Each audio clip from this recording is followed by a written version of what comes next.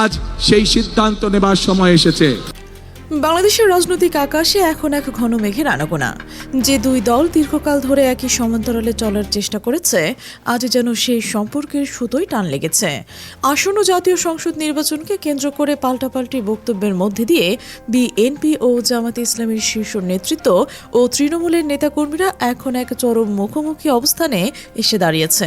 পরিস্থিতি আজ আর কেবল রাজনৈতিক আলোচনার টেবিলেই সীমাবদ্ধ নেই, বরং তা পৌঁছে গেছে এক ব্যক্তিগত এবং আদর্শিক বাকযুদ্ধের পর্যায়ে। বিশেষ করে বিএনপির ভারপ্রাপ্ত চেয়ারম্যান তারেক রহমান এবং জামাতের আমির ডক্টর শফিকুর রহমানের মধ্যে চলমান বাকযুদ্ধ রাজনৈতিক বিশ্লেষকদেরও ভাবিয়ে তুলেছে।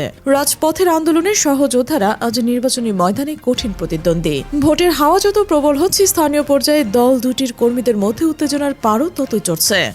এক সময় যারা একে অপরের কাঁধে হাত দিয়ে মিছিল করেছেন, আজ তারা একে অপরকে ছাড় দিতে নারাজ। এই উত্তপ্ত পরিস্থিতির মধ্যে এক অভূতপূর্ব এবং চমকপ্রদ মোড় নিল জামাত ইসলামের আমির ডক্টর শফিকুর রহমান। সাধারণ জনতা যখন টিভি পর্দায় ব্রেকিং নিউজের জন্য চোখ রাখছেন, ঠিক তখনই একটা খবর সব তোলপাড় করে দিল। নিজের ভেরিফাইড ফেসবুক পেজে এক দীর্ঘ পোস্টের মাধ্যমে তিনি সরাসরি এক চ্যালেঞ্জের আমন্ত্রণ ছুড়ে দিলেন। সেই আমন্ত্রণের মূল সুর ছিল পাবলিক প্ল্যাটফর্মের মুখোমুখি বসে জাতির সামনে নিজেদের ইস্তেহার উপস্থাপন করা। ডক্টর শফিকুর রহমান তার বার্তার শুরুতে তারেক রহমানকে প্রিয় ও মাননীয় সম্বোধন করেই এক ধরনের রাজনৈতিক সৌজন্যতা বজায় রাখার চেষ্টা করেছেন। তবে সেই সৌজন্যতার আড়ালে লুকিয়ে ছিল এক গভীর রাজনৈতিক অভিপ্রায়।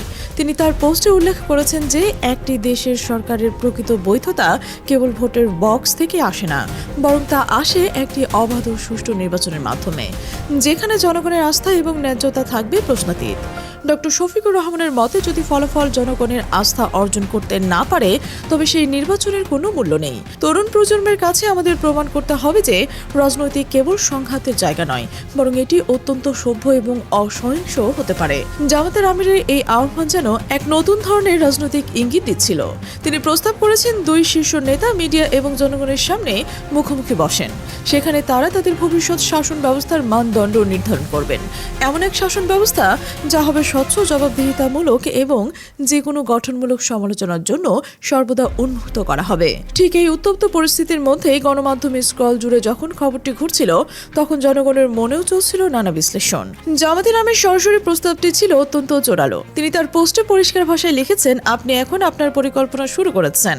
আমি আপনাকে সরাসরি আলোচনার জন্য একটি পাবলিক প্ল্যাটফর্মে আমার সাথে যোগ দেওয়ার জন্য আমন্ত্রণ জানাচ্ছি, যেখানে আমরা জাতির সামনে আমাদের নিজ নিজ ইস্তেহার স্থাপন করতে রাজি এবং জনগণকে সিদ্ধান্ত দিতে পারি। এটি কেবল একটি আমন্ত্রণ নয়, বরং রাজনৈতিক ময়দানে নিজেদের অবস্থান পরিষ্কার করার এক বড় চাল হিসেবে দেখছে অনেকে। ডক্টর শফিকুর রহমান তার বার্তার ইতি টেনেছে বাংলাদেশের জন্য এক নতুন অধ্যায় শুরুর প্রতিশ্রুতি দিয়েছে।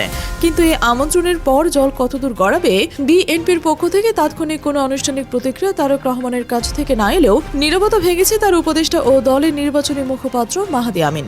মাহাদির কণ্ঠে ছিল এক ধরনের তাচ্ছিল্য এবং সতর্কতা। তিনি এই প্রস্তাবকে রাজনৈতিক গুরুত্ব দেওয়ার চেয়েও বরং ভাইরাল হওয়ার কৌশল হিসেবে দেখছেন। মাহাদি আমিন অত্যন্ত স্পষ্ট ভাষায় বলেছেন যে এই বিশেষ প্রস্তাবটি নিয়ে তারেক রহমানের সঙ্গে তার ব্যক্তিগতভাবে কোনো আলাপ হয়নি। তবে তার পর্যবেক্ষণ বলছে, নির্বাচনের এই শেষ সময়ে এসে ফেসবুকে একটি পোস্ট করা এবং সেখানে তারেক রহমানের অ্যাকাউন্টকে ট্যাগ করা মোটেও স্বাভাবিক কোনো রাজনৈতিক আচরণ নয়। এটি বরং জনগণের দৃষ্টি আকর্ষণ করার জন্য একটি বেশ চটকদার বা স্ট্যান্ড বাজি হতে পারে। তিনি আরও যোগ করেছেন যে আগামী কয়েকদিনে তারেক রহমানের শিডিউল অত্যন্ত ঠাসা এবং সেখানে এমন কোনো অঘোষিত আলোচনার সুযোগ নেই। মাহাদি আমিনের যুক্তি ছিল আরও দীর্ঘ। তিনি স্মরণ করে দিয়েছেন যে তারেক রহমান আজ থেকে নয়, বরং গত এক যুগেরও বেশি সময় থেকে বাংলাদেশের জন্য অসংখ্য সুবিন্যস্ত এবং সুনির্দিষ্ট পলিসির কথা বলে আসছেন। এই যে পাল্টাপাল্টি যুক্তি আর পাল্টা যুক্তির খেলা, এটি এখন জনমনে এক গভীর উৎকণ্ঠারও জন্ম দিয়েছে। একদিকে জামাত চাইছে স্বচ্ছতা আর সরাসরি বিতর্কের মাধ্যমে নিজেদের শ্রেষ্ঠত্ব প্রমাণ করতে, অন্যদিকে বিএনপি মনে করছে তাদের দীর্ঘদিনের লড়াই আর পলিসি জনগণের আস্থার জন্য যথেষ্ট। নতুন করে কাউকে প্রমাণ দেওয়ার প্রয়োজন নেই। রাজনৈতিক দূরত্ব যদি আরও বাড়ে, তবে তা ভোটের সমীকরণে এক বিশাল প্রভাব ফেলতে পারে।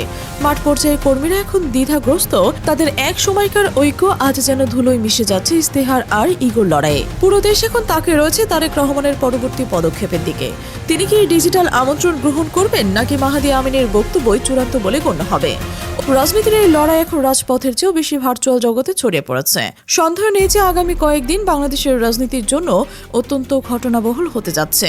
উত্তরের জন্য অপেক্ষা করতে হবে আর মাত্র কয়েকটা দিন, কারণ ভোটের ময়দানে কেউ কাউকে ক্ষমা করে না, আর জনগণই শেষ পর্যন্ত সব নাটকের চূড়ান্ত বিচারক।